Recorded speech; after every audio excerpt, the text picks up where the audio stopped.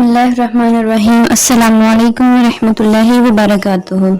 میرے عزیز سامعین، آج ہم دنیا پر نظر ڈالتے ہیں تو دل خون کے آنسو ہوتا ہے۔ بھارت جیسے ملک میں جہاں حضرت محمد صلی اللہ علیہ وآلہ وسلم کا نام لینے پر مسلمانوں کو جیلوں میں ڈالا جاتا ہے، وہاں یہ حقیقت واضح ہے کہ دشمنان اسلام سب سے زیادہ خوفزدہ کس چیز سے ہیں؟ وہ ہے ہمارے نبی کا بلند ہوتا نام۔ لیکن یاد رکھو، نبی کریم صلی اللہ علیہ وآلہ وسلم کا ذکر کوئی طاقت مٹا نہیں سکتی۔ اللہ نے خود وعدہ کیا ہے، وَرَفَعْنَا لَكَ ذِكْرَكَ، اور ہم نے آپ کے ذکر کو بلند کر دیا۔ آج اسی ذکر کو زندہ رکھنے کے لیے ہمیں نبی کریم صلی اللہ علیہ وآلہ وسلم کی پوری زندگی پر غور کرنا ہوگا، تاکہ ہمارے دلوں میں محبت بھی پیدا ہو، آنکھوں میں آنسو بھی آئیں اور زندگی میں عمل کی روشنی بھی ہو۔ نبی کریم صلی اللہ علیہ وآلہ وسلم 12 ربیع الاول کو مکہ مکرمہ میں پیدا ہوئے۔ آپ کی ولادت سے پہلے ہی والد کا سایہ اٹھ گیا اور 6 سال کی عمر میں والدہ بھی دنیا سے رخصت ہو گئی۔ یتیمی کا یہ صدمہ آپ صلی اللہ علیہ وآلہ وسلم کی زندگی کا پہلا بڑا امتحان تھا، لیکن آپ نے ہر دکھ کے باوجود صبر اور حوصلہ رکھا۔ چھوٹی عمر سے ہی آپ صلی اللہ علیہ وسلم کو امین اور صادق کہا جانے لگا۔ دشمن بھی آپ صلی اللہ علیہ وآلہ وسلم کی سچائی کے قائل تھے۔ یہ وہی صداقت تھی جس نے بعد میں دعوت اسلام کے لیے بنیاد فراہم کی۔ 40 سال کی عمر میں جب آپ صلی اللہ علیہ وآلہ وسلم کو غار حرا میں وحی نازل ہوئی تو کائنات کی تقدیر بدل گئی۔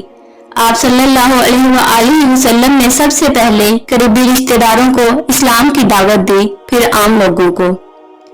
لیکن قریش کے سرداروں نے مخالفت شروع کر دی، کبھی تانا دیا کہ یہ شاعر ہے، کبھی کہا یہ جادوگر ہے، اور کبھی مذاق اڑایا۔ نبی کریم صلی اللہ علیہ وآلہ وسلم کے راستے میں کانٹے بچھائے گئے، آپ پر اونٹ کی اوجری ڈالی گئی اور طائف میں تو پتھروں سے لہو لہان کر دیا گیا۔ لیکن سوچو، ایسے وقت میں بھی آپ صلی اللہ علیہ وآلہ وسلم نے فرمایا، اے اللہ، ان لوگوں کو ہدایت دے، یہ نہیں جانتے کہ یہ کیا کر رہے ہیں۔ نبی کریم صلی اللہ علیہ وسلم کے ماننے والوں نے بھی بہت ظلم برداشت کیے۔ حضرت بلال کو دھکتے ریگستان میں لٹا کر سینے پر پتھر رکھ دیے گئے، وہ صرف ایک کلمہ دہراتے رہے، احد احد، اللہ ایک ہے۔ حضرت یاسر اور سمیہ کو شہید کر دیا گیا۔ یہ اسلام کے پہلے شہید تھے، لیکن ان کی قربانیوں نے اسلام کی بنیاد کو مضبوط کر دیا۔ قریش نے 3 سال تک نبی کریم صلی اللہ علیہ وآلہ وسلم اور مسلمانوں کا بائیکاٹ کیا۔ کھانے پینے کی چیزیں بند کر دی گئیں، بچے بھوک سے بلک بلک کر روتے، مائیں بے بس ہو جاتی، کبھی درختوں کے پتے کھا کر گزارا ہوتا، لیکن ایمان کا چراغ نہ بجھ سکا۔ آخرکار اللہ نے ہجرت کا حکم دیا۔ نبی کریم صلی اللہ علیہ وآلہ وسلم جب مکہ چھوڑ رہے تھے تو کعبہ کی طرف دیکھ کر فرمایا، اے مکہ، تو مجھے سب سے زیادہ محبوب ہے، لیکن تیرے لوگ مجھے یہاں رہنے نہیں دیتے۔ مدینہ پہنچ کر آپ نے مسجد نبوی کی تعمیر کی۔ یہ صرف نماز کی جگہ نہ تھی، بلکہ عدل، علم، بھائی چارے اور امت کی قیادت کا مرکز بن گئی۔ آپ صلی اللہ علیہ وآلہ وسلم نے میثاق مدینہ بنایا، جس نے مسلمانوں اور غیر مسلموں کو ایک معاہدے میں باندھ دیا، انصار و مہاجرین کو بھائی بھائی بنایا اور ایک ٹوٹے ہوئے معاشرے کو جوڑ دیا۔ بدر کا معرکہ آیا، 313 مسلمانوں 1000 کفار کے سامنے ڈٹے، اللہ نے فرشتوں کی مدد نازل کی اور مسلمانوں کو فتح نصیب ہوئی۔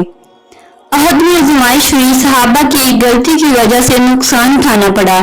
نبی کریم صلی اللہ علیہ وآلہ وسلم زخمی ہوئے، لیکن پھر بھی فرمایا، اے اللہ، میری قوم کو معاف کر دے، یہ نہیں جانتے یہ کیا کر رہے ہیں۔ خندق کے موقع پر مدینہ دشمنوں نے گھیر لیا، لیکن حکمت اور صبر کے ذریعے دشمن خالی ہاتھ لوٹ ہوئے۔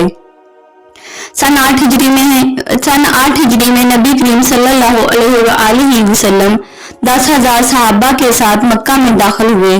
دشمن سوچ رہے تھے کہ آج بدلے کا دن ہوگا، لیکن نبی کریم نے سب کے سامنے اعلان کیا، آج ہم پر کوئی الزام نہیں، جاؤ تم سب آزاد ہو۔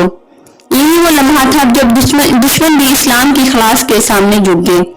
نبی کریم صلی اللہ علیہ وآلہ وسلم نے فرمایا، میں خلاص کی تعمیر کے لیے بھیجا گیا ہوں، آپ صلی اللہ علیہ وآلہ وسلم کی زندگی میں یتیموں سے محبت، غریبوں کی مدد، دشمنوں کو معاف کرنا، عدل و انصاف کرنا، یہ سب ہمارے لیے مشعل راہ ہے۔ حجۃ الوداع کے موقع پر آپ صلی اللہ علیہ وآلہ وسلم نے فرمایا، میں تمہارے لیے دین مکمل کر گیا، اللہ کی کتاب اور میری سنت کو مضبوطی سے پکڑو۔ پھر بیماری کے ایام میں بھی زبان پر ایک ہی دعا تھی، امتی امتی۔ 12 ربیع الاول کو آپ دنیا سے پردہ فرما گئے، لیکن آپ کی سیرت اور تعلیمات قیامت تک زندہ ہیں۔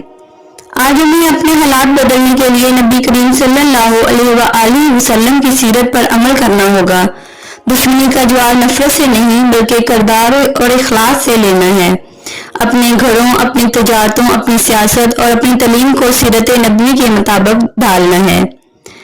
یا اللہ ہمیں اپنے نبی کی سچی محبت عطا فرما۔ یا اللہ ہمیں سنت پر چلنے والا بنا۔ یا اللہ امت مسلمہ کو اتحاد عطا فرما، مظلوموں کی مدد فرما اور ہمارے دلوں کو ایمان کی روشنی سے بھر دے، آمین یا رب العالمین۔ اگر آپ کو آج کی یہ ویڈیو اچھی لگی ہو تو دوسروں تک ضرور شیئر کیجیے گا۔ جزاک اللہ خیرہ۔